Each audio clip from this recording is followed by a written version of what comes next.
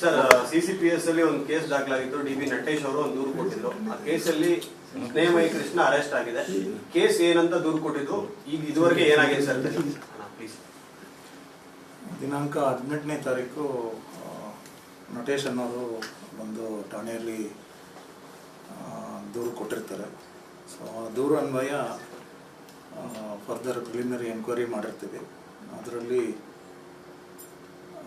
ನಟೇಶ್ ಅವರ ಫೇಸ್ಬುಕ್ ಅಕೌಂಟಿಂದ ಡಾಕ್ಯುಮೆಂಟ್ಸ್ ಎಲ್ಲ ತಗೊಂಡು ಇವರು ಸ್ನೇಹಮಯಿ ಕೃಷ್ಣ ಅವರು ತಮ್ಮ ಫೇಸ್ಬುಕ್ಕಲ್ಲಿ ಫೋಟೋಸು ಮತ್ತು ಆಡಿಯೋ ಕ್ಲಿಪ್ಪು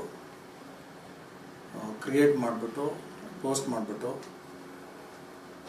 ಅವ್ರ ಮೇಲೆ ಫಾಲ್ಸ್ ಇನ್ಫಾರ್ಮೇಷನ್ ಎಲ್ಲ ಸ್ಪ್ರೆಡ್ ಮಾಡಿಬಿಟ್ಟು ಆಮೇಲೆ ಅವ್ರಿಗೆ ತೊಂದರೆ ನೀಡ್ತಿನ ನಿಟ್ಟಿನಲ್ಲಿ ಒಂದು ಕಂಪ್ಲೇಂಟ್ ಕೊಟ್ಟು ಅವರ ರೆಪ್ಯುಟೇಷನ್ಗೆಲ್ಲ ಡ್ಯಾಮೇಜ್ ಮಾಡ್ತಾರೆ ಅಂತ ಒಂದು ಕಂಪ್ಲೇಂಟ್ ಇರ್ತದೆ. ಈ ಬಗ್ಗೆ ನಮ್ಮಲ್ಲಿ ದಿನಾಂಕ 18/2/2026 ನಾವು ಕೇಸ್ ರಿಜಿಸ್ಟರ್ ಮಾಡಿಕೊಂಡು ತನಿಖೆ ಮುಂದುವರಿಸಿರ್ತೀವಿ. ಇದೇ ನಿಟ್ಟಿನಲ್ಲಿ ಈ ಆಡಿಯೋ ಕ್ಲಿಪ್ ಬಗ್ಗೆ ಮತ್ತು ಡಾಕ್ಯುಮೆಂಟ್ಸ್ ಸೃಷ್ಟಿ ಮಾಡಿದ್ದಾರೆ ಅಂತ ಏನು ಕಂಪ್ಲೇಂಟಲ್ಲಿ ನೋಂದಣಿ ಮಾಡ್ಕೊಂಡಿರ್ತೀವಿ, ಅದ್ರ ಬಗ್ಗೆ ಶೋಧ ಮಾಡೋದಕ್ಕೆ ಸಲುವಾಗಿ ನಾವು ನ್ಯಾಯಾಲಯದಲ್ಲಿ ಒಂದು ಸರ್ಚ್ ವಾರೆಂಟ್ ತಗೊಂಡ್ಬಿಟ್ಟು ಸೊ ಇವತ್ತು ನಮ್ಮ 3 ತುಕಡಿಗಳು ಒಂದು ಮೈಸೂರಲ್ಲಿ ಹೋಗಿ ಸರ್ಚ್ ವಾರೆಂಟ್ ಮೇರೆಗೆ ದಾಖಲಾತಿನ ಪರಿಶೀಲನೆ ಮಾಡೋದಕ್ಕೆ ಹೋಗಿರ್ತೀವಿ. ಹಾಗೂ ಸ್ನೇಹಮಯಿ ಕೃಷ್ಣ ಅವ್ರಿಗೂ ಕೂಡ ಒಂದು ನೋಟಿಸ್ ಜಾರಿ ಮಾಡಿ ಅವ್ರಿಗೆ ಠಾಣೆಗೆ ಕರೆಸ್ಕೊಂಡು ಅವರನ್ನು ಎನ್ಕ್ವೈರಿ ಸಲುವಾಗಿ ನಾವು ಹೀಗೆ ಸದ್ಯ ಕರೆಸ್ಕೊಂಡಿದ್ದೀವಿ. ಸದ್ಯ ಮುಂದೆ ತನಿಖೆ ಮುಂದುವರಿತಾ ಇದೆ.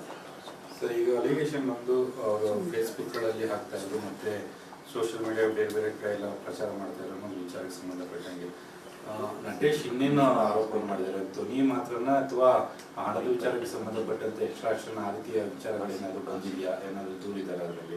ಸದ್ಯಕ್ಕೆ ನಮಗೆ ಕಂಪ್ಲೇಂಟ್ ಕೊಟ್ಟಿರೋದು ಅವ್ರದ್ದು ಪರ್ಸ್ನಲ್ ಫೋಟೋಸು ಮತ್ತು ಅವ್ರ ಫ್ಯಾಮಿಲಿಯ ಫೋಟೋಸು ಮತ್ತು ಒಂದು ನಕಲಿ ಆಡಿಯೋ ಹಿಸ್ಟ್ರಿ ಮಾಡಿಬಿಟ್ಟು ಫೇಸ್ಬುಕ್ಕಲ್ಲಿ ಹಾಕಿದ್ದಾರೆ ಅನ್ನೋದ್ರ ಬಗ್ಗೆ ಮಾತ್ರ ಕಂಪ್ಲೇಂಟ್ ಈಗ ಸದ್ಯಕ್ಕೆ ನಮ್ಮ ಹತ್ರ ಲಭಿಸಿದೆ.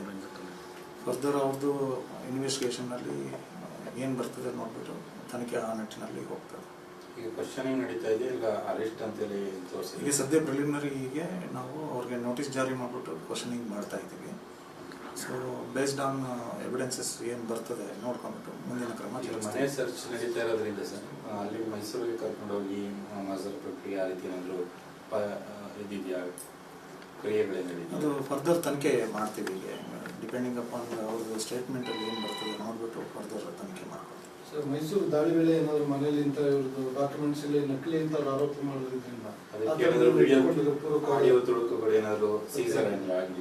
ಅದು ಈಗ ನಮ್ಮ ಟೀಮ್ ಇನ್ನೂ ಹೋಗಿದೆ, ನಡೀತಾ ಇದೆ ಕಾರ್ಯಾಚರಣೆ. ಕಂಪ್ಲೀಟ್ ಆದಮೇಲೆ ಮಾಹಿತಿ ಕೊಡ್ತೀವಿ. ಸರ್, ಈಗ ಅಧಿಕೃತ ಬಂಧನ ಅಂತೇಳಿ ಅದು ಪ್ರತಿನಿಧಿ ಬಂದು ಸಿಟಿ ಪೊಲೀಸ್ ಅಧಿಕೃತ ಬಂಧನ ಆಗಿದೆಯಾ ಅಥವಾ ನ್ಯಾಯಾಲಯಕ್ಕೆ ಹಾಜರುಪಡಿಸೋದಾ ಅಥವಾ ಅದು ಏನಿದೆ ಸರ್ ಮುಂದಿನ?